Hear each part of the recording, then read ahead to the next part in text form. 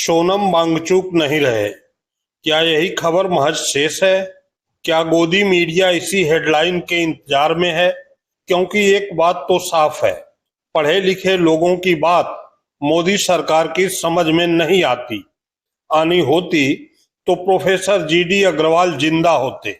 अफसोस ये है कि ये बात पढ़े लिखे सोनम वांगचुक की समझ में नहीं आ रही है कि मोदी सरकार की समझ में पढ़े लिखे लोगों की बात नहीं आती है। नमस्कार, मैं हूं त्रिपाठी ज्ञानेंद्र और आप देख रहे हैं Purvanchal today live. NIT pass out, शिक्षाविद, पर्यावरणविद, देश के लिए समर्पित सोनम वांगचुक 16 दिन से भूख हड़ताल पर हैं। वांगचुक की तबीयत बेहद नाजुक है। बीपी काफी गिर चुका है, 8 किलो वजन घट चुका है, शरीर टूट रहा है। लेकिन देश के युवाओं के भविष्य को लेकर उनके सवाल पर मोदी सरकार मौन है। कुछ लोगों को मोदी सरकार के इस मौन पर हैरत हो रही है, लेकिन मुझे वांगचुक की समझ पर हैरत हो रही है। वांगचुक जी, आप उस शिक्षा को लेकर अनशन पर हैं जिससे जुड़ी मोदी जी की डिग्री को देखने को देश सालों से तरस रहा है। प्रधानमंत्री की तो छोड़िए, कई मुख्यमंत्री ऐसे हैं जिनकी 10वीं की डिग्री को लेकर विवाद है और आप सोच रहे हैं कि उस शिक्षा पर मोदी सरकार आपसे बात करेगी। अगर सरकार इतनी ही संवेदनशील होती तो प्रोफेसर जीडी अग्रवाल से बात नहीं की होती। जीडी अग्रवाल तो उस गंगा को लेकर अनशन पर थे जिस गंगा ने मोदी जी को काशी में बुलाया था, प्रधानमंत्री बनने के लिए काशी से सांसद बनाया था। गंगा से जुड़े विभाग की मंत्री वह उमा भारती थीं जिन्हें जीडी अग्रवाल बहन मानते थे। इन सबके बावजूद जीडी अग्रवाल के मात्र निधन की खबर आई, सरकार से बातचीत की नहीं। जीडी अग्रवाल याद है ना आपको? वही professor GD Agrawal IIT Roorkee से सिविल इंजीनियरिंग, कैलिफोर्निया यूनिवर्सिटी से पर्यावरण में पीएचडी और आईआईटी कानपुर के एचओडी। चाहते तो विदेश में ऐश की जिंदगी जी सकते थे, लेकिन उन्होंने इस देश के लोगों के लिए लड़ना चुना। न जाने क्यों उनका दिमाग फिरा कि इस देश को बचा लें तो वह गंगा को बचाने के लिए अनशन पर बैठ गए। 111 दिन के अनशन के बाद उन्होंने अपने प्राण त्याग दिए। उनकी शहादत इस देश की गोदी मीडिया, उन्मादी लोगों और खोखले राष्ट्रवाद के शोर में बस एक छोटी सी खबर बनकर रह गई। गोदी मीडिया धार्मिक ध्रुवीकरण और राजनीतिक नूराकस्ती बेचने में व्यस्त रहा और इस व्यवस्था ने जीडी अग्रवाल को निगल लिया। देश को बचाने निकला एक सच्चा इंसान घुट घुट कर चला गया। ऐसा नहीं है कि जीडी अग्रवाल का मुद्दा संसद में नहीं गूंजा। आम आदमी पार्टी के सांसद संजय सिंह ने तब भी संसद में जीडी अग्रवाल का मुद्दा उठाया, लेकिन मोदी सरकार को घंटा फर्क नहीं पड़ा। के माध्यम से सरकार को बताना चाहता हूं मान्यवर कि 86 वर्षीय प्रोफेसर जीडी अग्रवाल उर्फ स्वामी सानंद, जो उमा भारती जी को अपनी बहन मानते हैं, मंत्री महोदया को, वो पिछले 32 दिनों से मान्यवर 86 वर्षीय व्यक्ति 32 दिनों से आमरण अनशन पर बैठे हुए हैं मान्यवर, और सरकार का कोई प्रतिनिधि उनकी पीड़ा सुनने के लिए तैयार नहीं है।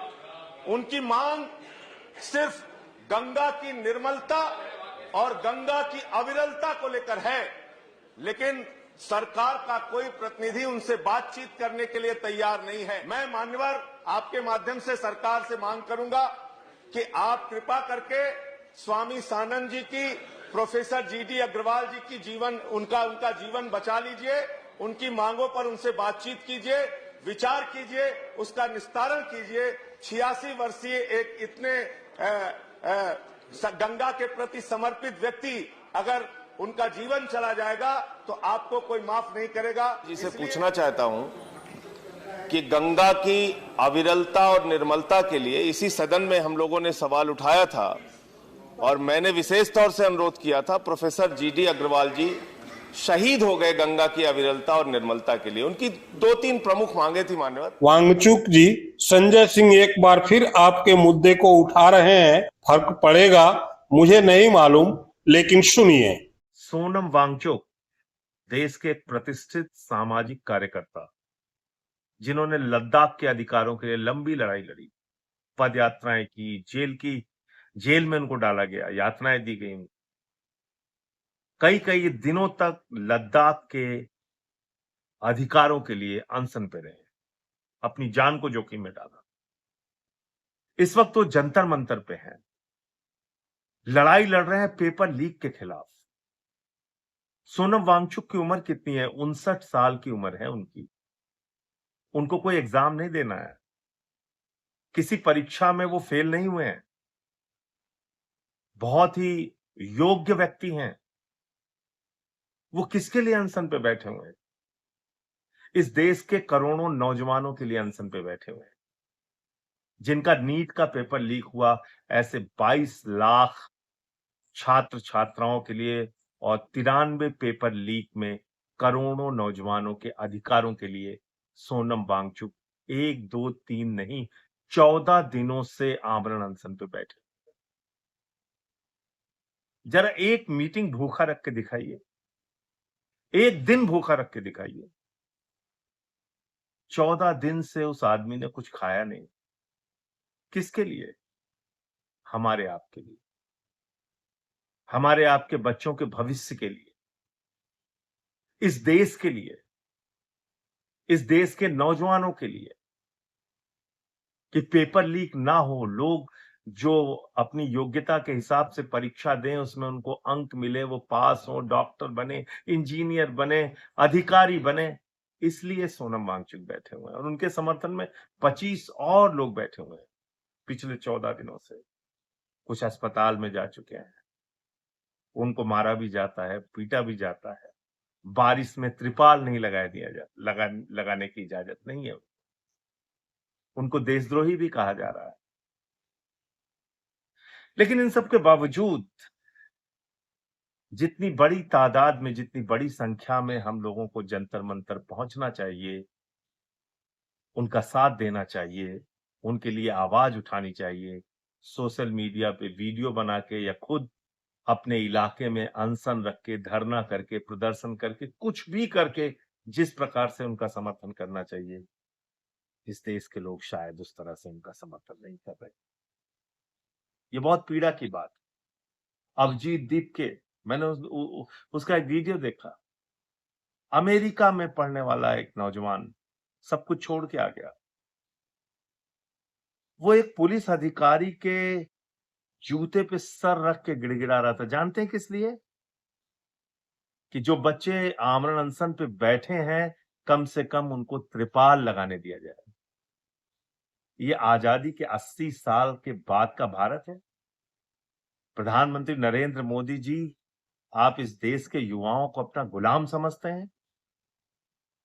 वो आमरण अनशन भी करें तो उनको त्रिपाल लगाने की इजाजत नहीं है, बारिश से बचने की इजाजत नहीं है, उनको देशद्रोही कहेंगे आप लोग? तो इसलिए मैं नौजवानों से हाथ जोड़ के अपील करता हूं, सोनम वांगचुक का साथ दीजिए। जो और लोग अनशन पे बैठे हुए हैं, जो लोग हॉस्पिटल जा चुके हैं, दानिश और बाकी और लोग भी कई हॉस्पिटल गए हैं, उन लोगों की आवाज में आवाज मिलाइए। सोनम वांगचुक को ताकत दीजिए, अभिजीत दीपके को ताकत दीजिए, वो नौजवान जो जंतर मंतर पे लड़ रहे हैं उनको ताकत दीजिए। और 20 तारीख को जंतर मंतर से संसद की यात्रा है, संसद तक का पदयात्रा है, मार्च है, उसमें मैं तो शामिल होऊंगा, आप भी पहुंचिएगा।